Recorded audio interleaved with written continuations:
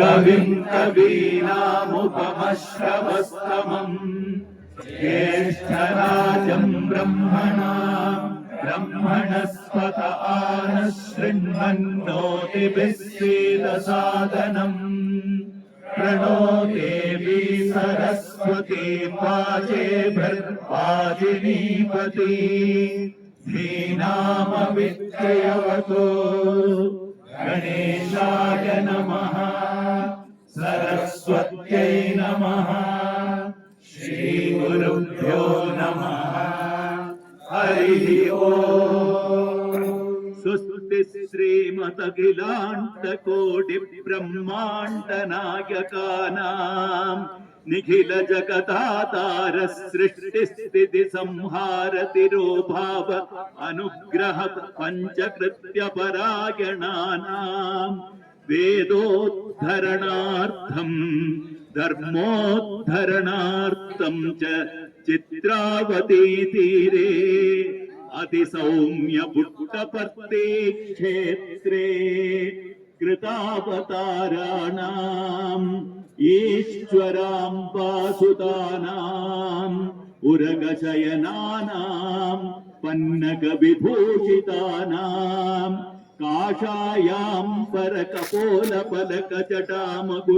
काषायाम्बरकपोलपलकजटामकुटमण्डितानाम्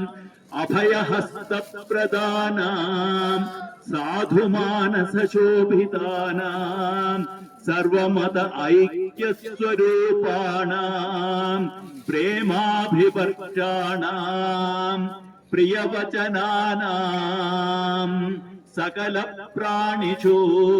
स्नेह प्रेम प्रबोधकानाम् मानव सेवा एव माधव सेवा इति प्रबोधकानाम् अर्थिनाम् अपेक्षितार्थदायिनाम् सकल जीवानाम् जीवनाधारभूत विद्या वैद्य अन्न जलादि जीविका प्रदातॄणाम् प्रेम भरित सेवा संकलित मार्ग प्रदर्शकानाम् तद्वारा सर्वभूतेषु आत्मभाव प्रबोधकानाम् सत्य धर्म शांति प्रेम अहिंसाख्य सन्मार्ग प्रतिष्ठापकानाम् पुट्टपर्ति भुवन चक्रवर्ती श्री श्री श्री सत्य साईश्वराणाम् चरण कमलयोः सप्रेम पूर्वकम्